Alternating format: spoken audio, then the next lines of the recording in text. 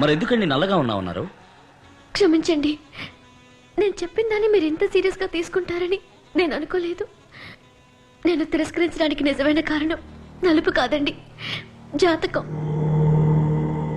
చిత్త మృగశీర్ష ధనిష్టలకు వివాహంబు జరిగనేని సత్యము వరుణకు మరణ ప్రాప్తి, తప్పదు వధువుకు వైధవ్య ప్రాప్తి అని సుఖమహర్షి చెప్పారు. అబ్బాయి శివాజీది చిత్త, అమ్మాయి ఉమాదేవిది ధనిష్ట. దీన్ని రజ్జు దోషం అంటారు. 13 పొంతనల్లో ఏ పొంతన ఎలా ఉన్నప్పటికీ రజ్జు పొంతన చాలా ముఖ్యం. ఈ 2 జాతకాలకు పొంతన కుదరదు. వీరిద్దరి జాతకాల్లోనూ జన్మ లగ్నం నుంచి 2, 7, 9 స్థానాల్లో పాపగ్రహాలున్నాయి. భరించలేని ఆర్థిక ఇబ్బందులు ఎదురవుతాయి. అమ్మాయి వల్ల అబ్బాయికి గండం ఉంది. కాదు కూడదని మీరు పెళ్లి చేస్తే అబ్బాయి ప్రాణాలకే ప్రమాదం.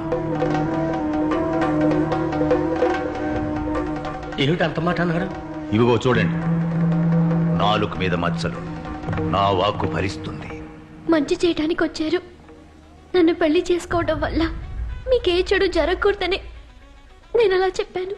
ఇంతేనా? ఇదా సమస్య? అయ్యో, మా జ్యోతిష్కుడు ఏం చెప్పాడు తెలుసా? నేను మిమ్మల్ని పెళ్లి చేసుకుంటే ఇప్పుడు 200 కోట్లీశ్వరునైన నేను 1000 కోట్లీశ్వరుని అవుతానంట. సెకండ్ ఒపీనియన్ కోసం రాజమండ్రి సిద్ధాంతి గారిని అడిగాం. ఆయన ఉన్నారో చెప్పనా?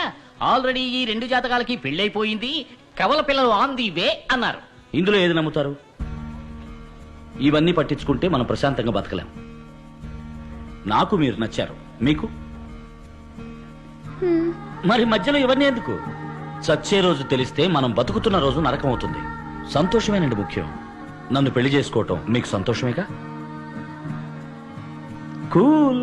స్వస్తి శ్రీ చాంద్రమాన వ్యయనామ సంవత్సర వైశాఖ శుద్ధ దశమి గురువారం నాడు శ్రీ రామలింగం గారి ఏకైక పుత్రిక చెలసో ఉమాదేవికి సుభాష్ నగర వాస్తవ్యులు శ్రీ బలరామయ్య గారి ఏకైక పుత్రుడు చిరంజీవి